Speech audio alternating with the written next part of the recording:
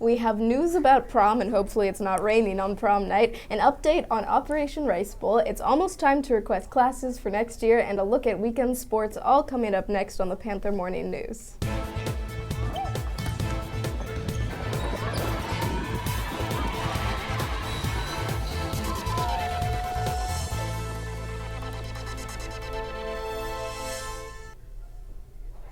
Good morning, St. Mary's. I'm Tommy. And I'm Molly. And in Student Life News, it was opening weekend of Greece. We caught up with a few people who had this to say about their experience and their reaction. This might be the greatest play I've ever watched. I think my life has changed forever. And if you don't come and see this, I don't even know. Like, you have to come and see this. I just have to say this is my favorite time of the year. Love coming to watch musicals, always a good time. Great job, everybody. I could also go down the list of everybody. Some shout outs to Simeon. Love the Full Moon song. Love that. So yeah, great job, y'all. The A1 performance by them right here. I couldn't do what they do. Real credit goes to them for real. Yeah, they were gonna have fun out there, so big ups to them. Thank you. And in the Operation Rice Bowl competition for Lent, last week's totals have a clear winner with Miss Galleon's AP Lit homeroom in first place with $115. Second place goes to Los Estudiantes de la Maestra Becerra with $112.75. And in third place, Miss Sakowitz's homeroom with $112. It looks like the languages are the winner. And remember, no foreign money, no pennies, and if you need a bigger envelope for your bills, just ask. The final collection day will be Wednesday, April 5th, and when we will find out who the most generous homeroom is, which will entitle them to a bake shop spectacular when they return from Easter break. So dust off those wallets and piggy banks, Panthers. And attention sophomores, to save the date, you have a class meeting this Wednesday during independent study. We will review the course scheduling process and share other timely information. And seniors, it's time to choose our St. Mary's class of 2023 valedictorian and salutatorian. All students interested in the honor of representing the class of 2023 are encouraged to apply. To be considered, you must attend today's mandatory meeting in the library at the start of A block. If you have any questions, see Dr. Troiani. And as we continue to look at Women's History Month, we have 3 hidden figures who worked in the early days of the space program. Inclusive Community sent us this special message. Hey Panthers, I'm Malachi. And I'm Sydney, and we are a part of the Inclusive Community team. And we are introducing 2 of the hidden figures. To shed light on 2 of the lesser-known hidden figures, we will only cover Dorothy Vaughan and Mary Jackson. But there is also Katherine Johnson as well. In 1943, Langley hired Dorothy Vaughan for its all-black West Area Computation Unit. She has a strong work ethic and organizational talent. Through hard work and determination, she rises through the ranks to become the unit's leader and shift supervisor. Knowing which of her women is best equipped to work on particular assignments is part of her job. Like the all-white East Area Unit before it, the West Area Unit is eventually disbanded. This is due in part to the increased integration of female-run computers into the various technical teams, as well as the replacement of human workers by electronic computers. Born in the racial town of Hampton, Virginia, in 1921, Mary Jackson became a pioneer of aerospace engineering as the first African-American woman to work in NASA as an engineer. Starting in 1951, Dorothy employs Mary Jackson.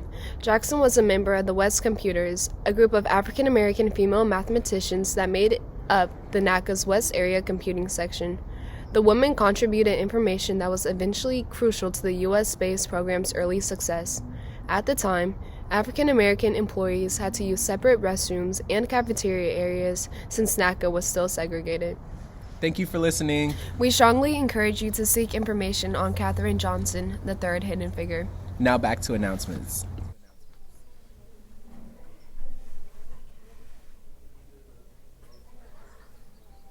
And Panthers, prom is less than a month away, so ticket sales are coming up. Prom tickets will be sold this Wednesday, Thursday, and Friday during A block for $140. Make sure to get them early because prices will be increasing as the prom date of April 29th comes closer. And a reminder that Environmental Club is collecting donations for their campaign Green Garments Prom Edition. Listen for the free formal wear exchange coming soon. Right now we are collecting gender-inclusive prom attire, including dresses, shoes, purses, ties, dress shirts, suits, and accessories. Drop off donations in Tierney's room 810 right off the library. And course request information. Attention sophomores and juniors. The Power School portal will open this week for course registration for next school year. When you meet with your counselor during the winter term, you filled out a Google form with your class choices.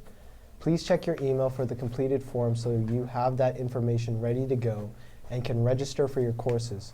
See your counselor if you have any questions. And blood donors. Tomorrow, Miss Pilara will send a note to your class when it's time for you to go to the gym for your appointment. After you finish, please go to the attendance office and get a slip from Miss Pilara to return to class. And don't forget to attend the brunch in room 226 at break. Thanks for your gifts of life. And now here is Arjun with your Panther Athletics. On Friday afternoon at Franklin Canyon, our St. Mary's golf team defeated the Dons of De Anza by the score of 126 to 183. Our Panthers were led by the sophomore trio of Oliver Rohde, Kai Wicki, and Luke Bradley. Excellent work for these talented underclassmen who pushed the varsity record to a perfect 4-0 for the season. St. Mary's Panthers won on Friday again, 11-6 over De Anza.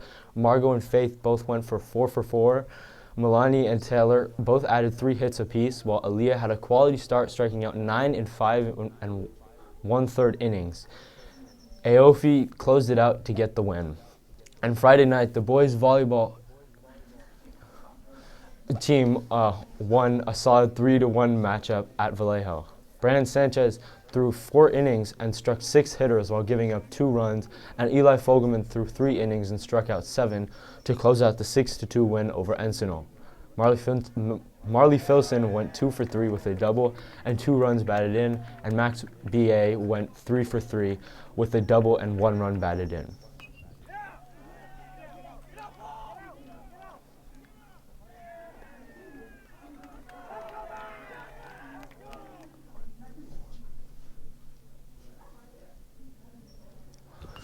Last but not least, the Morning News' very own Colin Dalvan hit a single and leads the team with a 1.000 batting average. And today, boys golf plays in the San Leandro tourney at Monarch Bay GC.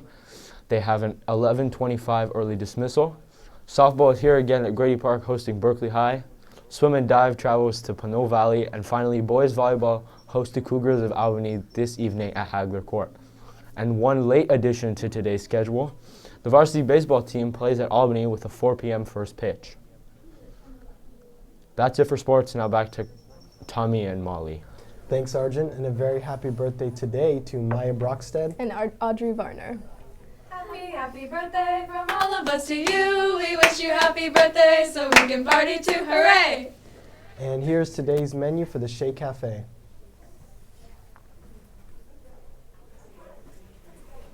That's it for today. Have a great day, St. Mary's.